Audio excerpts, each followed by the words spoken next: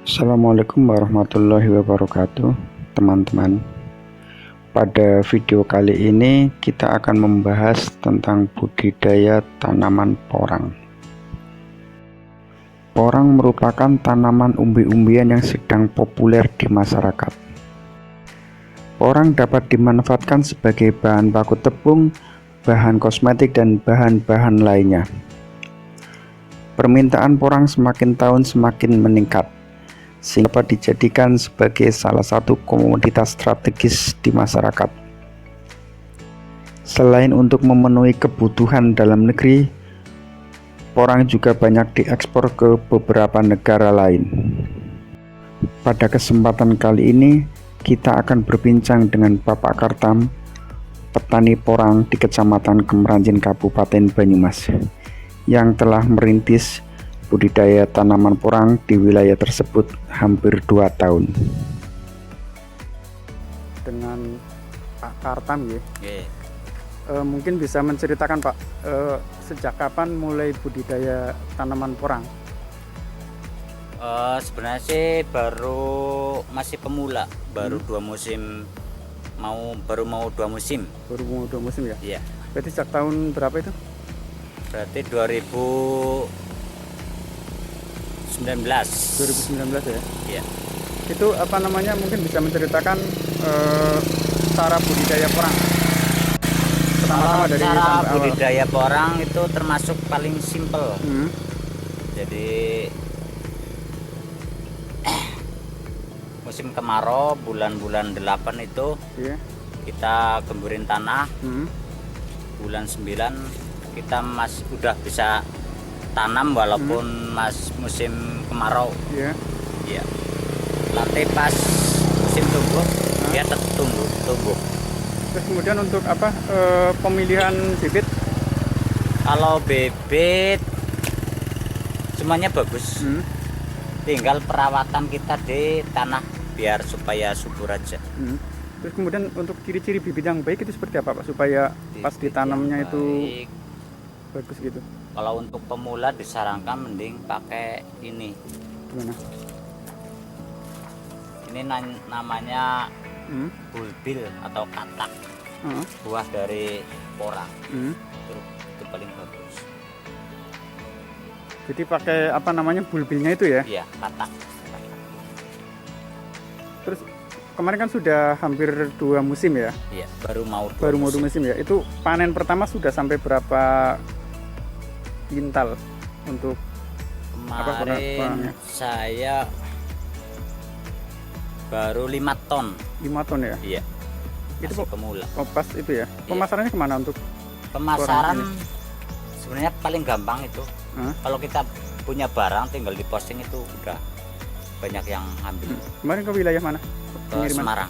Ke Semarang ya? Diambil orang Semarang. Diambil orang Semarang ya? Iya. Harga per kilo berapa Pak?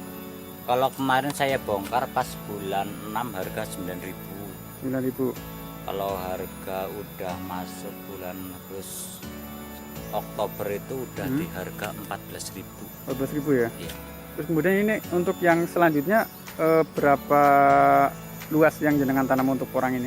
Untuk saat ini baru 2 hektar. 2 hektar ya? Iya. Perkiraan sampai berapa ton nanti itu untuk porangnya?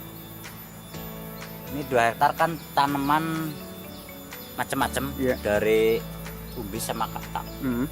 Kalau yang umbi ini cuman 7.000 Batang. biji yang siap dipanen. Kalau yang lain belum siap dipanen untuk 2 musim. Jadi paling nanti mungkin sekitar hampir Paling kurang lebih 10 ton. 10 ton ya? Iya. Terus kemudian untuk porang itu biasanya kan jenengan jualnya ke Semarang ya? Berarti langsung ke pengepul atau ke pabrik? Saya cuman ditumpuk aja di rumah, nanti diambil Sama itunya ya? pengepul. Kalau di sana biasanya dibuat jadi apa untuk porang itu biasanya? Dibuat Di pabrik itu? jadi beras, mie, bahan make up, kosmetik itu, terus bahan listrik juga ada lah, masuk kapal terbang juga bisa. Oh berarti nanti banyak manfaat. apa istilahnya turunan dari produk porang ini ya? Betul. Sehingga apa, prospek porang sekarang sedang meningkat ya? insya Allah lagi bagus-bagusnya. Lagi bagusnya. Terus kemudian untuk bibit, jenengan dari mana? Bibit kalau tahun kemarin saya pengepul dari pembolang. Dari Pembolang. Iya. Tapi untuk saat ini pembolang udah libur karena di hutan udah habis. Jadi kalau kita nggak budidaya, kita nggak punya bibit lagi. Terus kemudian untuk apa istilahnya, itu kan tadi dari Pembolang ya, berarti untuk tanaman porang untuk bibitnya ada dari mana aja, misalnya dari bijinya, dari batangnya, atau dari apa? Untuk buahnya? porang itu banyak sebenarnya. Kalau buat bibit, Iya. yang utama dari ini apa? Katak. Dari kataknya ya. Katak, terus ada dari bunga spora. Oh, bunga sporanya ya. Terus dari umbi yang kecil-kecil itu ditanam juga masuknya bibit. Oh, masuk bibit juga ya. Iya. Terus kemudian juga dari mungkin buahnya yang sudah besar ya.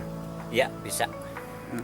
Terus kemudian untuk bisa sampai ukuran panen kisaran berapa bulan biasanya? Dari tanam 7 bulan udah bisa panen. 7 bulan bisa panen ya. Iya. Jadi relatif lebih singkat sebetulnya ya. Iya, betul. Tapi untuk pemasaran paling bagus itu kan udah di bulan Agustus September ke sana biasanya harga udah mulai stabil. Sudah naik ya. Karena kadar air udah menurun lah istilah. Berarti kadar air berapa untuk yang bagus untuk porangnya itu? Kalau kadar air kurang paham saya. Kurang paham ya. Tapi yang penting kadar airnya tidak terlalu tinggi ya. Iya. Terus untuk nanam porang itu perawatannya seperti apa supaya hasil produksinya nanti bagus itu? Yang pertama itu sebenarnya cuman pengolahan lahannya aja. Pengolahan lahan supaya gembur itu satu harus dicangkul. Kedua, biar tanaman enggak banyak penyakit, kita harus kapur dolomit, kapur pertanian. Kapur pertanian ya. Terus ditabur lagi pupuk kandang. Itu aja udah. Pemupukan berapa kali dalam satu Kalau periode? bisa dua kali udah bagus. 2 kali ya. Iya. Terus untuk jarak tanam antar tanaman itu seperti apa? Itu tergantung besar kecilnya bibit. Kalau bibitnya kecil, kita bisa pakai jarak 1 jengkal, berarti 20 cm ya. 20 cm ya. Kalau yang bibit yang setengah kilo, 1 kilo isi 2, itu kalau bisa 50 cm apa 40 cm aja. 40 cm ya. Iya, itu udah bagus. Terus kemudian untuk kan selama ini hampir 2 musim itu ya. Iya. Kendala-kendalanya apa aja dengan selama budidaya tanaman porang ini? Untuk saat ini belum saya ketemukan kendalanya, masih ini aja. Lancar-lancar ya. Lancar, ya. Pemasaran tidak ada masalah? Nggak ada masalah. Terus masalah mungkin penyakit atau hama-hama lainnya? Alhamdulillah belum ada. Belum ada ya. Iya. Jadi selama ini apa istilahnya dari awal sampai panen tidak ada kendala yang berarti ya. Iya, betul. Terus kemudian yang memotivasi Pak Kartam untuk budidaya porang, bisa cerita awal mulanya seperti apa gitu? Saya kenal dari awal mulanya bukak-bukak itu. Terus saya pelajari, terus gabung sama teman-teman komunitas ya. Iya, komunitas itu baru ini apa? Tumbuh semangat. Yang awalnya ragu, terus panen, hasilnya manis, saya kembangkan lagi. Sekarang sudah sampai berapa hektar untuk tanaman yang jenengan ini untuk yang musim kedua? Ini udah 2 hektar. Kalau yang pertama cuman berapa ubin lah. Untuk sekarang udah 2 hektar, alhamdulillah. Sudah 2 hektar ya. Iya. Terus nanti rencana ke depan mau sampai berapa hektar gitu? Rencana kalau bisa tambah 2 hektar lagi. 2 hektar lagi ya. Iya. Dan apa istilahnya mungkin masih di wilayah sini aja atau ada perluasan ke area lain ya? Wilayah sini aja dulu sementara. Wilayah sini aja ya. Iya. Terus mungkin kendala-kendala apa harapan jenengan untuk tanaman porang ke depan seperti apa budidayanya, apakah bisa ekspor sendiri atau gimana gitu, bisa melakukan pengolahan sendiri atau seperti apa gitu? Saya harap sih harganya aja yang stabil. Kalau masalah pengolahan itu kan udah ada pabrik. Udah ada pabriknya ya. Iya. Harganya sampai berapa yang untuk stabil? Kadang-kadang kan naik turun mungkin ya? Iya, itu lihat bulan. Oh, tergantung bulan. Iya. Kalau bulan 5 itu kadar air itu masih tinggi. Jadi harga biasanya masih rendah. Tapi terus sampai situ kan naik-naik terus. biasanya. Berarti untuk yang harga bagus bulan Agustus, September, Oktober itu udah. berarti pas musim kemarau ya? Iya betul, kemarau. Pas musim kemarau itu ya? Porang itu kan ditanam musim kemarau, panen musim kemarau juga. Oh, berarti hampir 8 bulan ya? Iya, Sekitar 7 sampai 8 bulan ya? Iya. Terus ini lagi apa namanya, mungkin tadi kan selain mungkin gak ada kesulitan ya untuk tanaman porangnya ya? Iya. Kemudian mungkin kalau dari pemerintah sudah ada apa istilahnya, mungkin perhatian terhadap budidaya porang di sini? Alhamdulillah udah dari kepala desa, Hmm. camat, terus dari dinas pertanian Panen ya? kabupaten udah turun kemarin Hmm. sini meninjau, dan alhamdulillah didukung dan suruh dikembangkan. Hmm. Jadi ini nanti porang bisa menjadi tanaman unggulan di Desa Karangsalam ya? Salam. Selain tanaman durian ya? Iya. Jadi ada 2 komoditas utama nanti ya di sini ya? Insya Allah Karangsalam sentral orang di Kabupaten Banyumas. Oh, berarti di wilayah lain sepengetahuan jenengan sudah ada belum? Udah banyak Di mana itu mas? di seluruh Indonesia. Ya, kalau yang di wilayah Banyumas mungkin yang paling banyak. Daerah Cilongok, Hmm. Rawalo, hampir sekarang sih hampir merata. Hampir merata ya? Iya, Untuk pokoknya daerah-daerah pegunungan udah hampir merata. Kalau untuk berarti prospek ke depan terbuka lebar ya untuk apa? Terbuka budidaya? lebar karena ini kan ekspor kebutuhan, ini kan buat kebutuhan dunia. Hmm. Insya Allah bagus. Insya Allah bagus ya. Iya. Terus untuk bibit itu harganya berapa? Bibit lihat bulan juga. Lihat bulan juga. Iya. Kalau di bulan 5-6 itu harga bibit itu masih relatif Hmm. ini murah. Tapi kalau udah mendekati musim tanam itu harga tahun-tahun kemarin Iya. itu melejit. Bulan 6 sampai berapa? Saya bulan 6 jual harga masih 100.000 per kilo itu katak. Hah? Terus di bulan Oktober itu udah menginjak 350 per kilo. 350.000 per kilo ya? Iya, itu di Berarti bulan September. naiknya cukup tinggi ya? Iya, cukup tinggi. Kalau sekarang kan bulan Januari, sekarang harga berapa untuk bibit? Sekarang nggak ada bibit, adanya cuman polipekan. Oh, pelipekan, berarti Iya. yang sudah Cabutan ada, cuman resikonya besar. hmm. Ini polipekan aja. Terus selama budidaya porang ini kesulitan nggak nyenengan untuk pengadaan bibitnya itu? Insya Allah enggak, karena saya punya bibit sendiri. Oh, bibit sendiri ya? Iya, udah nggak beli lagi. Malah kita bisa jual. Hmm.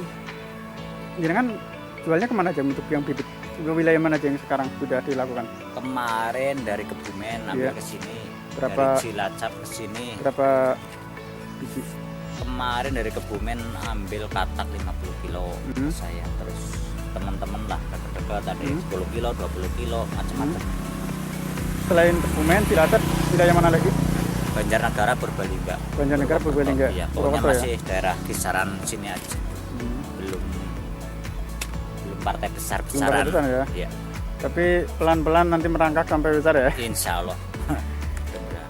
Terus ini menurut jenengan tips budidaya porang supaya ini kan cukup apa ya, cukup tanamannya cukup subur ya mas kalau Iya. kita lihat ya, seperti apa mungkin biar apa bisa disampaikan ke Kita yang lain. cukup pengolahan tanahnya aja dari awal. Hmm? Kita musim kemarau kita mencangkul, Hmm?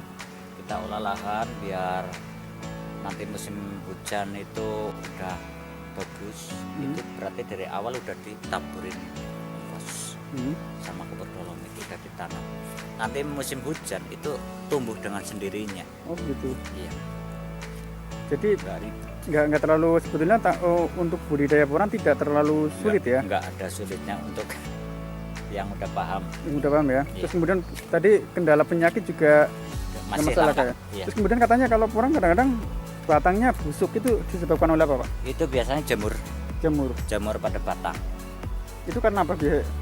Itu mungkin karena tanahnya terlalu lembab, apa bumbunya kurang bagus, kurang fermentasi, itu tumbuh jamur. Hmm. Pupuknya berarti pupuk kandang ya? Pupuk kandang, Pupuk kandang berarti jenis pupuk apa? Misalnya kompos, ayam, Itu sapi kayak- atau kambing, oh yang bagus malah kambing ya? kambing.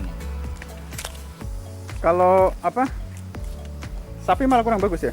Sapi bagus. Sapi bagus ya? Bagus. pokoknya yang penting organik. Oh, yang penting organik ya. Organik. Kalau pupuk pabrik kurang ya? Kurang bagus itu. Ini kan buat apa? Makanan. Luar negeri nggak mau yang ini apa? Yang anorganik, pestisida dan sebagainya ya. Mintanya yang alami. Yang alami-alami ya. Iya. Berarti jenengan di sini apa istilahnya, orang dipanen kemudian pengepul datang, ya, dikirim ke Semarang ya? Iya, ya ke mana aja. Kemana aja ya? Pabriknya banyak sekarang. Sekarang di mana aja kalau?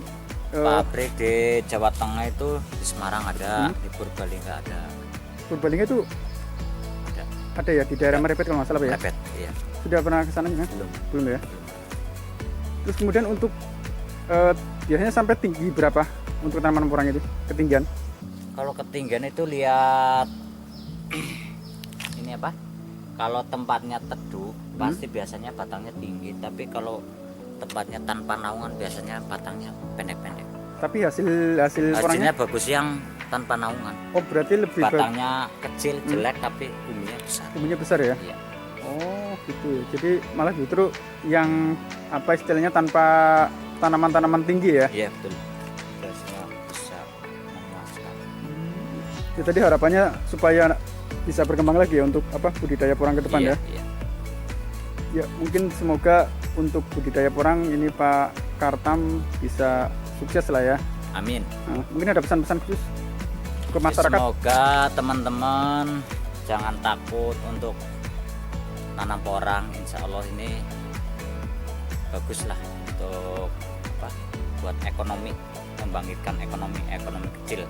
Daripada lahan tidak terpakai, mending kita tanamin lah. Orang ini tanaman paling gampang dibudidayain, itu aja. Ya. Jadi ke depan harapannya nanti banyak orang menanam tanaman porang ya. Iya. Sehingga jangan takut nggak laku. Jangan takut nggak laku ya. Sehingga nanti ekonomi kan menjadi tumbuh dan berkembang ya. Iya betul.